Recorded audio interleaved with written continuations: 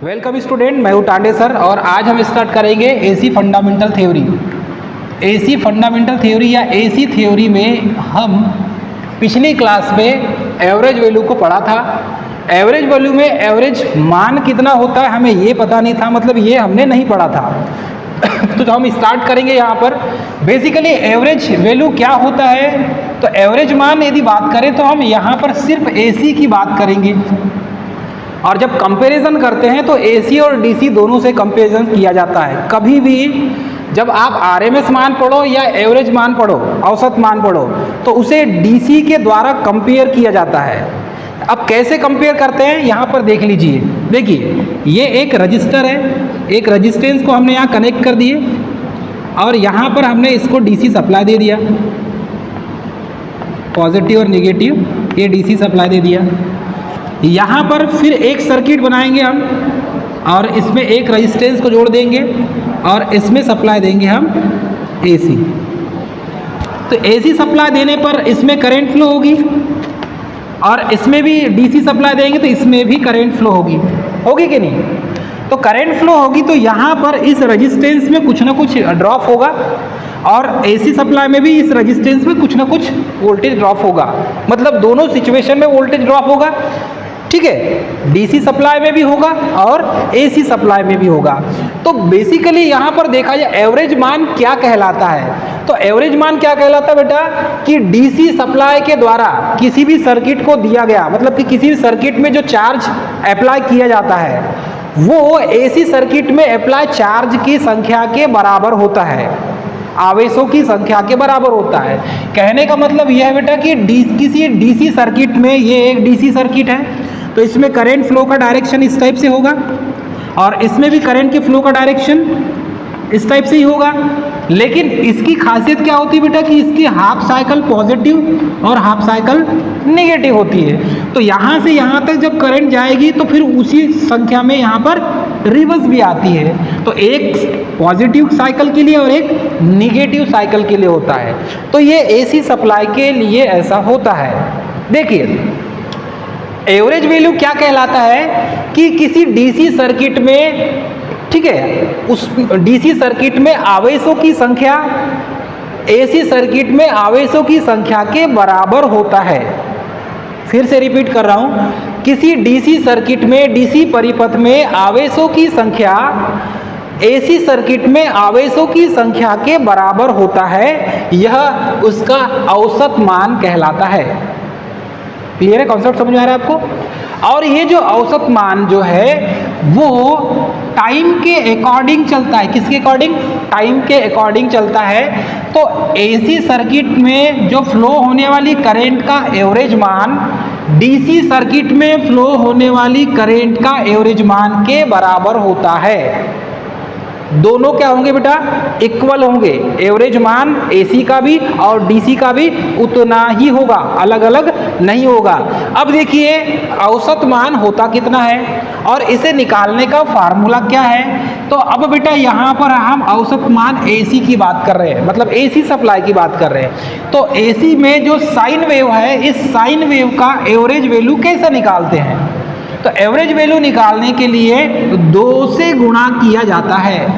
किससे किया जाता है? 2 से गुणा किया जाता है और 2 से जब गुणा करेंगे तो ये जो मैक्सिमम वैल्यू है इसे ही हम अधिकतम मान कहते हैं। इसे क्या कहेंगे बेटा हम? अधिकतम मान। तो अधिकतम मान अपान क्या हो जाएगा बेटा? ये पाई हो जाएगा। तो 2 गुणित अधिकतम मान बटे पाई, ये पाई यहाँ पर अपान में हो जाएगा। तो जब इसको आप लिखेंगे तो इसे कैसा लिखेंगे? देखिए VAV मतलब कि ये वोल्टेज का एवरेज मान हो जाएगा। VAV, तो VAV मतलब वोल्टेज का औसत मान या average value is equal to 2Vm upon pi. 2Vm upon pi. Vm क्या है बेटा? मैक्सिमम वैल्यू है। तो अधिकतम मान किसका है बेटा? देखिए अधिकतम मान किसका हो जाएगा? यदि आप एसी की वेवफॉर्म बनाते हैं तो ये जो मान होता है यहाँ पर, ये मान क्या कहलाता है? शिखर मान कहलाता है और इसी शिखर मान को हम अधिकतम मान भी कहते हैं। तो ये Vm इसी को लिखा जाता है। देखिए यहाँ पर देखेंगे तो मान कम है, यहाँ पर देखेंगे तो फिर थोड़ा सा ज़्यादा है, यहाँ पर देखेंगे तो थोड़ा और ज़्यादा है, यहाँ पर देखेंगे तो थोड़ा और ज़्यादा है, लेकिन यहाँ पर सबसे ज़्यादा है कि नहीं? तो यही अधिकतम मान कहलाता है। इसे ही हम क्या कहेंगे? अधिकतम मान। तो ये इसको हम ऊपर वाली जाते हैं तो पॉजिटिव में लिखते हैं और नीचे जाएंगे तो निगेटिव में लिखेंगे। तो यही AC का अधिकतम मान, ठीक है। अब AC का अधिकतम मान के सामने 2 लगा हुआ है, तो आपको समझना कैसे बेटा कि ये हाफ साइकिल पॉजिटिव का 1 हो गया और ये निगेटिव हाफ साइकिल का 1 हो गया, तो दोनों मिला के 1 + 1 क्या हो जाएगा बेटा? 2 हो जाएगा ना। तो आपको ऐसे याद रखना है कि वोल्टेज का औसत मान या वोल्टेज का average value is equal to 2Vm/π। अब ये पाई क्या है? आपको मालूम है 22/7 इसका मान होता है। तो पाई की वैल्यू जो है वो इसीलिए क्योंकि ये एक साइकिल कंप्लीट करता है, एक चक्र कंप्लीट करता है, इसीलिए ये पाई की वैल्यू यहाँ पर लिखी जाती है। अब यहाँ पर यदि इस मान को कैलकुलेशन करते हैं आप, तो मान को कैलकुलेशन जब भी करेंगे आप, तो बेटा देखो ये 2Vm/π है, तो यहाँ पर 2 तो जैसा का वैसा हो जाएगा। पाई का मान क्या है बेटा? 22/7 और Vm क्या हो जाएगा? जैसे का वैसा ही रहेगा। तो इस इतने मान को जब आप कैलकुलेशन करेंगे तो ये इतना मान, इसका मान निकलेगा 0.637 Vm। ये Vm जैसा का वैसा है, इसको कैलकुलेशन करोगे तो मान इतना निकल के आता है और यही चीज़ यहाँ पर लिखी हुई। समझ में आ रहा है आपको? तो V एवरेज मतलब वोल्टेज का औसत मान इज इक्वल टू 0.637। यहाँ पे देखो 0.367, ये जो मान है यही मान इंपॉर्टेंट होता है। तो कभी भी एग्जाम में यदि पूछे AC की एवरेज वैल्यू का मान कितना होता है, तो आपको क्या बताना है? 0.367, ये मान आपको याद रखना है। ये एग्जाम में ऑब्जेक्टिव क्वेश्चन के तौर पर भी पूछा जाता है और थ्योरेटिकल भी पूछा जाता है कि AC का एवरेज मान कितना होता है, औसत मान कितना होता है। तो 0.637 औसत मान होता है, ये आपको मुंह जबानी याद होना चाहिए। क्लियर है? वैसे ही करंट का भी औसत मान होता है, जैसे वोल्टेज का एवरेज वैल्यू है वैसे करंट की भी एवरेज वैल्यू होगी। तो करंट की एवरेज वैल्यू और वोल्टेज की एवरेज वैल्यू दोनों सेम है, कोई चेंजेस है क्या बेटा? देखो यहाँ पर देख लीजिए, यहाँ पर भी 2Vm/π और यहाँ पर भी 2Vm/π ही है, और यहाँ पर सिर्फ चेंजेस क्या है कि इसमें Vm लिखा हुआ है और इसमें क्या लिखा बेटा? Im लिखा हुआ है। तो ये करंट का अधिकतम मान हो जाएगा, मैक्सिमम वैल्यू ऑफ करंट, ठीक है। और तो यहाँ पर क्या हो जाएगा? 0.367 Im। तो ये हो जाएगा करंट का एवरेज वैल्यू और ऊपर वाला हो जाएगा वोल्टेज की एवरेज वैल्यू। तो करंट और वोल्टेज की जो एवरेज वैल्यू है ये एग्जाम में पूछा जाता है। कुछ की पॉइंट है इसके कि साइन वेव और फुल वेव रेक्टिफायर का जो एवरेज मान होता है वो बराबर होता है। एक तो फुल वेव रेक्टिफायर, रेक्टिफायर आप जानते हैं ना क्या होता है रेक्टिफायर? हाँ, रेक्टिफायर क्या करता है बेटा? AC को DC में चेंज करता है। हाँ, तो AC को DC में चेंज करने वाला क्या है बेटा? रेक्टिफायर है। तो यहाँ पर इसका जो है full wave rectifier, half wave rectifier, bridge wave rectifier, 3 wave rectifier होते हैं। कौन कौन से होते हैं बेटा? एक तो फुल वेव, दूसरा हाफ वेव और तीसरा ब्रिज। ये 3 रेक्टिफायर होते हैं ना इसके टाइप्स। तो यहाँ पर फुल वेव रेक्टिफायर की बात की जा रही है, और फुल वेव रेक्टिफायर में कभी भी जो पल्स होता है वो ऐसा फुल वेव रेक्टिफायर की तरह बिहेव करता है। तो फुल वेव रेक्टिफायर और साइन वेव रेक्टिफायर का जो एवरेज मान है वो हमेशा बराबर होता है, उसमें कोई चेंजेस नहीं मिलेंगे। इसीलिए VAC is equal to VDC हमने यहाँ पर लिख दिया है। ये जो डायग्राम से हमने एक्सप्लेन किया कि ये जो DC सप्लाई देने पर इसमें जो करंट फ्लो हो रही है, मतलब इसमें जो करंट की जो संख्या है, आवेशों की संख्या, और AC में आवेशों की संख्या, ये दोनों हमेशा कैसे होती है बेटा? बराबर होती है। देखो यही बोला गया है, DC सर्किट में आवेशों की संख्या AC सर्किट में आवेशों की संख्या के बराबर होती है। तो इस डायग्राम से आप इसको समझ सकते हैं। क्लियर है? कॉन्सेप्ट समझ में आया आपको?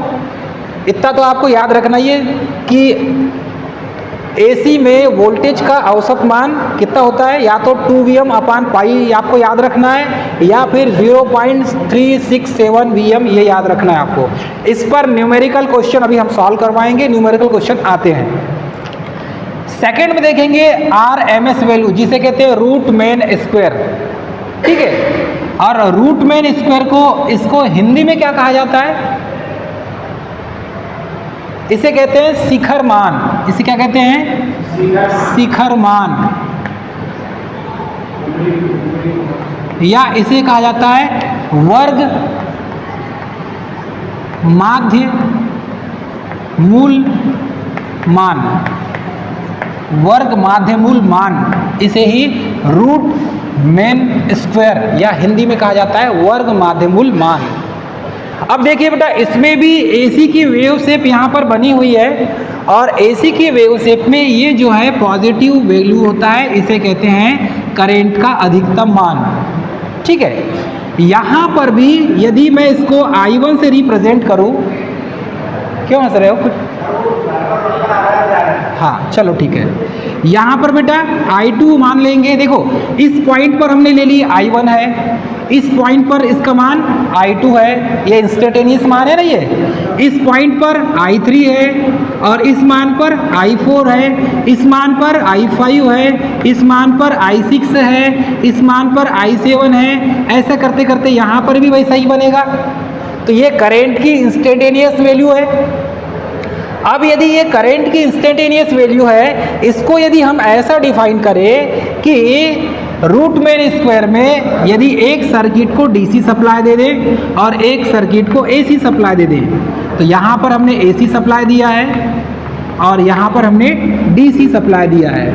देखो एक ही सर्किट है, पहले हमने AC सप्लाई देकर देखे, फिर हमने DC सप्लाई देकर देखे, तो हुआ क्या बेटा कि एक ही समय पर, यहाँ टाइम मोस्ट इंपॉर्टेंट है, मतलब इक्वल समय पर, समान समय पर, ये जो T लिखा हुआ है ये क्या बेटा, टाइम है। तो इक्वल समय पर इसमें I²R लॉस होता है, उसी समय पर इसमें भी I² लॉस होता है। और इसका मेन जो है RMS मान क्या कहलाता है बेटा, इसकी डेफिनेशन है कि DC सर्किट में उत्पन्न हीट, मतलब उत्पन्न उष्मा, DC सर्किट में समान समय में उत्पन्न उष्मा AC सर्किट में समान समय में उत्पन्न उष्मा के बराबर होता है। देखिए इसमें भी बराबर का ही है, लेकिन इसमें क्या था बेटा, चार्ज था, और इसमें क्या है बेटा, हीट है। दोनों में समझ में आ रहा है कुछ अंतर? इसमें क्या है बेटा, हीट, हीट मतलब क्या है बेटा, उष्मा, ठीक है, ये याद रखना है बेटा आपको। इसमें हमने क्या बोला था, आवेश, इसमें क्या बोला हमने, आवेश। तो जब भी एवरेज वैल्यू निकालोगे तो एवरेज वैल्यू में आवेश की तुलना की जाती है, और जब भी आप RMS मान निकालोगे, वर्ग माध्य मूल मान, तो इसमें उष्मा अर्थात हीट की तुलना की जाती है। दोनों में कॉन्सेप्ट एक ही जैसे है। तो क्या होता है, DC सर्किट में समान समय में उत्पन्न उष्मा AC सर्किट में समान समय में उत्पन्न उष्मा के बराबर होता है। यही उस सर्किट का RMS मान अर्थात वर्ग माध्य मूल मान कहलाता है। एकदम सिंपल है। हम ये इतने से कोटेशन से समझ में सकते हैं इसकी डेफिनेशन, ये इतने कोटेशन से हमें समझ में आ रहा है ना डेफिनेशन क्या है, RMS मान क्या है, समझ में आ रहा है? अरे समझ में आ रहा है कि नहीं? देखिए हमने RMS मान क्या होता है, तो DC सर्किट में समान समय में उत्पन्न उष्मा AC सर्किट में समान समय में उत्पन्न उष्मा के बराबर होता है, और यही उस सर्किट का वर्ग माध्य मूल मान कहलाता है। तो समझ में आया आपको? यही उसकी डेफिनेशन है, सिंपल इजी डेफिनेशन है। तो इस सर्किट में हमने देखा ये AC की वेव फॉर्म है, और AC की वेव फॉर्म में I1, I2, I3, I4, I5, I6 ये मान है, ये इसके इंस्टेंटेनियस वैल्यू है, मतलब कि ताक्षणिक मान है। इन ताक्षणिक मानों को यदि हम IRMS के रूप में, फार्मूले के रूप में लिखें, तो ये फार्मूला बन जाता है I1 का स्क्वायर, I2 का स्क्वायर, I3 का स्क्वायर, अप टू ऐसा n संख्या तक जाएंगे। तो आई एन का स्क्वायर हो जाएगा, और अपान में क्या लिखेंगे बेटा, जितनी संख्या है, तो जितनी संख्या क्या है बेटा, एन संख्या है, तो यहाँ पर क्या लिख देंगे, अपान में एन लिख देंगे। तो ये इसका फार्मूला बन जाएगा, ये एक्चुअल में इसका क्या बन गया बेटा, फार्मूला बन गया। ठीक है, अब साइन वेव का आरएमएस मान कितना होता है, साइन वेव मतलब एसी की साइन वेव का आरएमएस मान कितना हो जाएगा, अधिकतम मान अपान √2, अधिकतम मान अपान √2। या तो अधिकतम मान को हम ऐसा भी लिखते हैं, यदि वोल्टेज का मान लेंगे तो Vm हो जाएगा, अपान क्या हो जाएगा बेटा, √2 हो जाएगा, होगा कि नहीं, ऐसा लिख सकते हैं। यदि करंट के लिए होगा तो क्या हो जाएगा बेटा, Im अपान √2, ऐसा हो जाएगा। तो वोल्टेज के लिए लेंगे तो Vm लिखेंगे, Im करंट के लिए लेंगे तो Im लिखेंगे। तो आप इस मान को यदि वोल्टेज के लिए लिख रहे हैं तो Vrms is equal to Vm upon √2 हो जाएगा।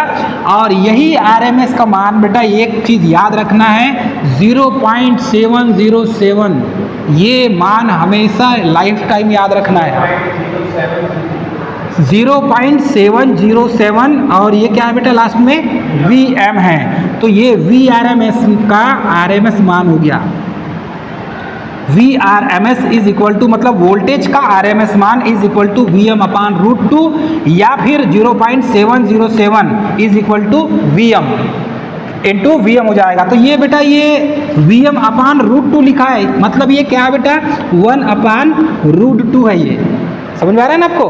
और 1 अपान √2 का मान कितना होता है बेटा, 0.707 होता है, कुछ समझ में आ रहा है आपको। और ऊपर में क्या है, अंश में Vm है, इसीलिए यहाँ पर क्या आ गया, Vm आ गया, ये वही चीज़ लिखा है हमने। तो ये Vm अपान √2 है, मतलब ये 1 अपान √2 है, और 1 अपान √2 का मान 0.707 होता है। यही आपको क्या करना है बेटा, याद में रखना है। तो इस तरीके से आपको इसको याद रखना है। कुछ चीज़ों को आपको याद रखने के लिए ट्रिग्नोमेट्री आपको याद रहना चाहिए, ठीक है, ट्रिग्नोमेट्री आपको याद रहनी चाहिए। तो ये इस तरीके से आप इसको याद करेंगे। वैसे ही करंट का IRMS मान भी आप निकालते हैं, तो करंट का जो IRMS है वो भी एज अ सेम होगा, जहाँ पर Vm लिखा है वहाँ पर क्या लिखेंगे हम, Im लिखेंगे, और मान वही रहेगा 0.707 इंटू Im। तो करंट का RMS मान और वोल्टेज का RMS मान जो है दोनों इक्वल ही होता है। कुछ नोट में यदि हम लिखें तो की पॉइंट क्या है कि AC सर्किट का AC सर्किट में जो करंट है और वोल्टेज का जो RMS मान है वही लिया जाता है। AC सर्किट में वोल्टेज का जो RMS मान है वही लिया जाएगा, करंट का जो RMS मान है वही लिया जाएगा, उसमें चेंजेस नहीं होगा, है ना। फुल वेव रेक्टिफायर और साइन वेव रेक्टिफायर का जो RMS मान हमेशा इक्वल होता है। जैसे यहाँ पर लिखे थे हमने एवरेज वैल्यू में sine wave and full wave का जो एवरेज मान है ये भी समान होता है, और फुल वेव रेक्टिफायर और साइन वेव का RMS मान भी बराबर होता है। कहने का मतलब ये है बेटा कि एवरेज वैल्यू और RMS वैल्यू ये दोनों क्या होते हैं, इक्वल होते हैं, समान होते हैं, ये आपको याद रखना है। तो ये जो है बेसिक फंडामेंटल थ्योरी में इन चीज़ों को हम विस्तृत रूप से पढ़ते हैं। लेकिन बहुत से स्टूडेंट ऐसे हैं जिन्हें RMS मान पूछो तो बता नहीं पाते, जबकि बहुत इजी है। यदि इस तरीके से याद करोगे, DC सर्किट में समान समय में उत्पन्न ऊष्मा AC सर्किट में समान समय पर मतलब इक्वल टाइम समान समय में उत्पन्न ऊष्मा के बराबर होती है, और यही उसी सर्किट का RMS मान कहलाता है। RMS मान को हम फार्मूले में Vm अपान √2 में लिखते हैं या Im अपान √2 में लिखते हैं, अधिकतम मान बटे √2 में लिखा जाता है, और इसका मान 0.707 होता है, ठीक है। औसत मान में इसका मान कितना होता है बेटा, 0.367 होता है। तो 0.367 और 0.707 ये दोनों आप याद कर लीजिएगा, ये एग्ज़ाम में पूछा जाता है। तो आज की क्लास में हम इतना ही, इसमें इसके न्यूमेरिकल क्वेश्चन देख लेते हैं, कुछ न्यूमेरिकल क्वेश्चन करवा देते हैं, उससे आपको और कॉन्सेप्ट आपका क्लियर हो जाएगा। क्वेश्चन क्या दिया है, यदि किसी साइन वेव का RMS मान 230 वोल्ट है क्या दिया है, 230 वोल्ट है, तो उसका अधिकतम मान ज्ञात करो। और अधिकतम मान मतलब कि Vm हमें क्या करना है, ज्ञात करना है, Vm हमें ज्ञात करना है। और हमारे पास जो फार्मूला है, इस फार्मूले में यदि आप मान रखते हैं, हमारे पास RMS मान कितना दिया है, 230 वोल्ट दिया हुआ है। तो एक फार्मूला आपने लिखे होंगे RMS का, Vm is equal to Im upon root 2। Vrms is equal to Vm upon root 2 ये होता है। हमें Vm का मान निकालना है। तो बेटा Vm का मान जब निकालना है तो हम क्या करेंगे, इस Vm को इधर ला लेंगे। अब इसके अपान में कुछ नहीं, मतलब क्या है, 1 है, तो ये हो जाएगा Vrms इंटू रूट 2। अब इसी में मान रख दीजिए, Vrms का मान कितना है, 230 वोल्ट इंटू रूट 2 का मान कितना होता है, यदि किसी को पता हो तो 1.414 रूट 2 का मान होता है। मान रख दीजिए 230 गुणित 1.414 बराबर आंसर कितना आएगा, बताइए, 325.22 इतना आंसर आ रहा है इसका। 325.22 325.22 इसका आंसर आ रहा है। इस तरीके से आपको सॉल्व करना था। ये फार्मूला याद होना चाहिए आपको। Vrms is equal to Vm upon root 2 लिखे हैं ना हमने, तो यहाँ से इसको कुछ नहीं करना है, इसको तिर्यक गुणा कर देंगे पक्षांतर, क्योंकि जो निकालना है उसको सामने रखेंगे, बाकी इसका मान दिया हुआ है, कैलकुलेशन करेंगे, आंसर निकल के आ जाएगा। आंसर निकल के आ गया 325.22 वोल्ट। ये इस तरीके से क्वेश्चन पूछा जाता है। सेकेंड क्वेश्चन है, साइन वेव की current I is equal to दिया हुआ है, I is equal to 100 sine 314t। इसका औसत मान निकालना है आपको। करंट दिया है तो करंट का एवरेज मान कितना दिखता है, I average is equal to 2Vm upon pi होता है। तो यहाँ पर मान रख दीजिए, इस वैल्यू इसको यहाँ पर रख देंगे तो आंसर निकल जाएगा। तो अब हमें पता है ये इक्वेशन दे दिया है, I is equal to 100 sine 314t। अब इसमें हम Im का मान देखें तो Im की वैल्यू कितनी दी है, 100 एम्पियर, क्योंकि ये Im का मान 100 हो जाएगा बेटा, तो ये क्या है 100 एम्पियर। वैसे ये होता है 314 किसका मान है बेटा, ये ओमेगा का मान होता है। 314 किसका मान है बेटा, ओमेगा का मान है। अब देखो यहाँ पर एग्जाम में जो क्वेश्चन दिया हुआ है, इस क्वेश्चन में पूछ रहा है औसत मान और दूसरा RMS मान। तो IRMS का फार्मूला लगाएंगे हम, तो IRMS इज इक्वल टू होता है Im अपॉन रूट 2, ये इसका फार्मूला है। इसी फार्मूले में जब हम मान रखेंगे तो Im हमारे पास कितना दिया बेटा, 100। Im कितना दिया हमारे पास, 100 इंटू हो जाएगा ये, इसके उसमें कुछ नहीं, मतलब क्या बेटा 1 अपॉन रूट 2 है, ये है कि नहीं। अब इसको फिर से सॉल्व करेंगे हम, तो 100 इंटू 1 अपॉन रूट 2 का मान क्या होता है बेटा, 0.707 होता है कि नहीं। रूट 2 का मान 1 अपॉन रूट 2 का मान कितना होगा, 0.707। कैलकुलेशन कर दो कितना आंसर आ रहा है, 70 पॉइंट कितना आएगा, अरे ये 3 ये हो जाएगा ना। देखिए 1 2 3 संख्या और 1 2 3 संख्या है, तो 70.7 समथिंग आएगा। कितना आंसर आ रहा है, 70.7 आएगा। तो 70.7 एम्पियर ये हो गया आंसर। ये किसका मान हो गया बेटा, IRMS is equal to 70.7 ampere, ये इसका आंसर हो गया। अब आपको सेम वैसे ही एवरेज वैल्यू निकालना है, औसत मान निकालना है। तो औसत मान का फार्मूला होता है, देखो करंट की एवरेज वैल्यू का फार्मूला क्या है बेटा, सेकंड में करंट की एवरेज वैल्यू का फार्मूला है IAV इज इक्वल टू, ये हो जाएगा 2Vm अपॉन पाई, 2Vm अपॉन पाई। और इसी को लिखा गया है 0.367। तो 0.367 इंटू क्या है बेटा, आई एम, इंटू क्या है, आई एम। चलिए इसमें मान रख दें 0.367 इंटू आई एम का मान कितना दिया बेटा, आई एम का मान कितना है 100। मान निकालेंगे तो कितना आएगा, आंसर कितना आएगा, आंसर आएगा 63.7, 63.7 एम्पियर। ये हो जाएगा IAV is equal to 63.7 ampere. ये इसका आंसर हो जाएगा। ऐसे आपको निकालना है, सॉल्व करना है। सॉल्व करने का तरीका आपका ऐसा होना चाहिए, इस तरीके से सॉल्व करेंगे तो ये जो फार्मूले हैं, वोल्टेज का औसत मान, करंट का औसत मान, यही फार्मूले से आप न्यूमेरिकल क्वेश्चन सॉल्व करते हैं।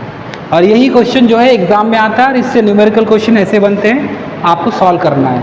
यही 5 नंबर या 10 नंबर का यही क्वेश्चन रहेगा। तो उसके लिए आपको फार्मूले पता होना चाहिए, VRMS is equal to VM/2π, ये फार्मूला पता रहना चाहिए आपको, तो आप सॉल्व कर लेंगे। तो डियर स्टूडेंट, मैं उम्मीद करता हूँ आपको आज की क्लास पसंद आई होंगी। मिलेंगे नेक्स्ट क्लास में, तब तक के लिए जय हिंद।